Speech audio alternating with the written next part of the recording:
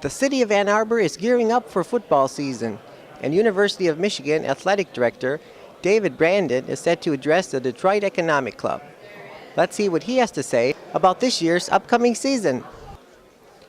It was 1 year ago when Brandon announced the first night game at the Big House. That game will be played on Saturday, September 10th against the Notre Dame Fighting Irish.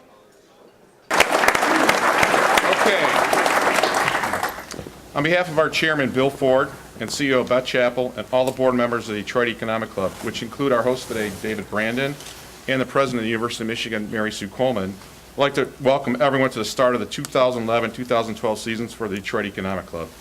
We're thankful for the University of Michigan to once again allow the club to co-host the second annual University of Michigan kickoff. We'd also like to welcome all the new guests to the club today. The Detroit Economic Club is a very important organization in the rebirth of the economy of Michigan and the country. What other organization has a list of board members that the club has today? What other organization allows the platform for business, government, and social issues to be discussed? For those who are new, we are proud that we have hosted every U.S. president since Richard Nixon. As you can see by the upcoming season, we'll have another great year in hosting some of the top CEOs and government leaders in the world. So now let's get going with today's program. As you know, last year, David was on the job 4 months before we hosted this meeting.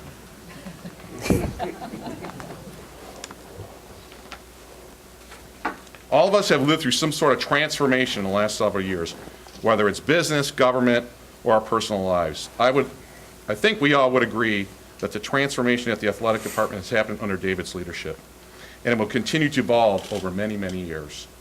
Although we want it all done overnight, and we want instant gratification, great leaders have a plan, and they stick to it. I believe that is what we are seeing at the U of M. As we recall last year, David stated it was a business, and we needed to treat it that way. We are lucky to have him as the 11th athletic director in the history of the University of Michigan. As many of you know today, in this room, David maintains his role on a Domino's board as a non-executive chairman. He also serves on the board of Herman Miller, DTE Energy, and Caden Corporation. He also serves many nonprofits, organizations such as the Gerald R. Ford Foundation, C.S. Mott Children's Hospital, the David Brandon Foundation, and of course, our own club here today. As I turn the meeting over to Jim, he has been with U of M radio broadcast since 1971. He has seen the transformation of this game, this great university, from many different angles. As you all know, he also has been with us on Sunday since 1987 with the Detroit Lions. As I look at my fall weekends, I always count on him being on the radio. We have been blessed for all these years to have that great voice on the radio. So without further ado, a round of applause for two great friends of the Detroit Economic Club and the students and athletes who come here to the University of Michigan. Take it away, Jim, and go blue. Thank you.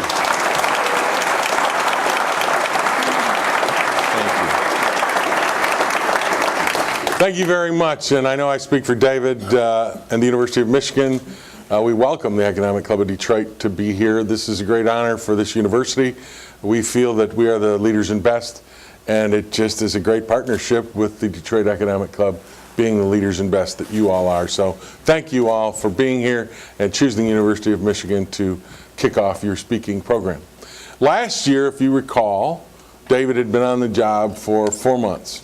Walked right into an NCAA investigation. It was great fun. But I thought that often the University or the Economic Club of Detroit does not do this kind of thing. I know you have panels, but you don't have two guys sitting up here questioning each other who are friends. And I thought last year's went really well. But this year I thought let's change it up and have a little fun and make it a little different. David, of course, looks at me like, oh, what are you going to do to me this year? Well, for all of you, to make it fun and exciting, I am now going to start playing Jeopardy with Dave Brandon. But in the context that it will get the information out to all of you to make this an interesting and best and most informative meeting that you've ever been to all year long. Okay. I would like to say, and also, in order to be honest and fair, I am on no boards.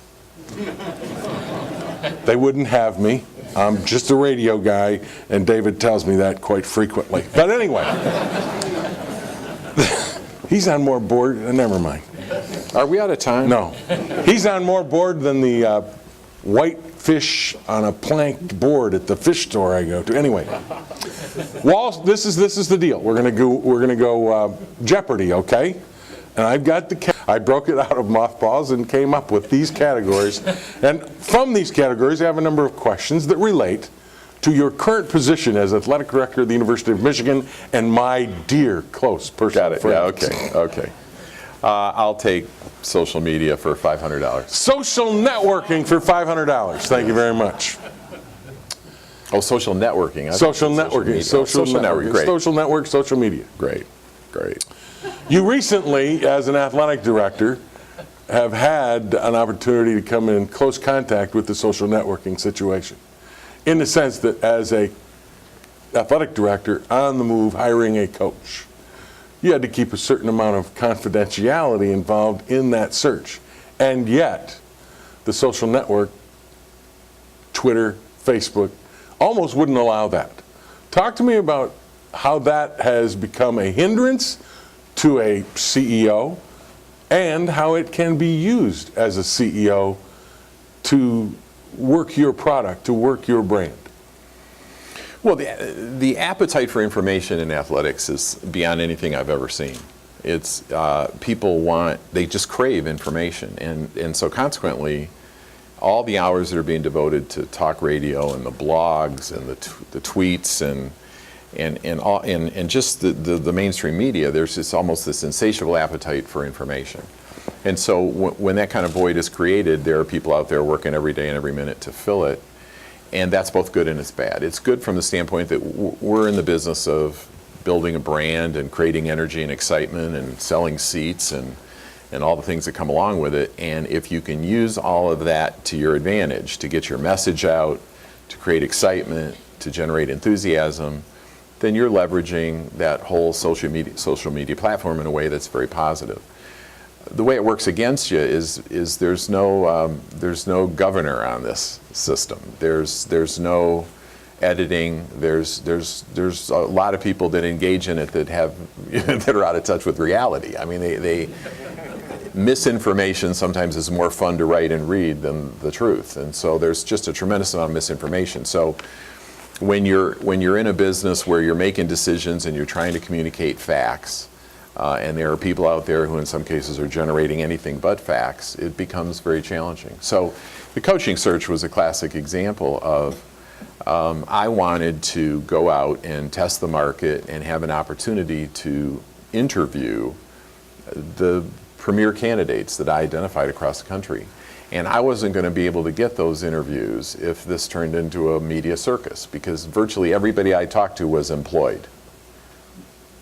So they weren't particularly interested in having, their name featured on the crawl of ESPN, that right now XYZ coach of XYZ University is having a discussion with Dave Brandon. But this is where the social media came in, or the social networking, where tell the story about being in a hotel room and Jan would be, your lovely bride, would open the door and you would be hiding in the bathroom. And literally, because if that room service person had a Twitter account and knew Dave Brandon was in this place, there could be some connection made with a coach in that area, and you had to be aware of that and worry about it. We had a guy load our baggage at one of the FBOs who tweeted where we were going on one of the legs of our journey, and that's how ultimately the tail number of the plane got let out, and then the jet tracker began tracking the jet. So, I would land and it would be like there would be reporters and video cameras waiting for the plane. And there is a renewed sense of spirit for Michigan football with the new head coach and a slew of new players. The first game will be on September 3rd against the Western Michigan Broncos. Reporting from inside the Big House, I'm Jason Rzucidlo for AmericaJR.com.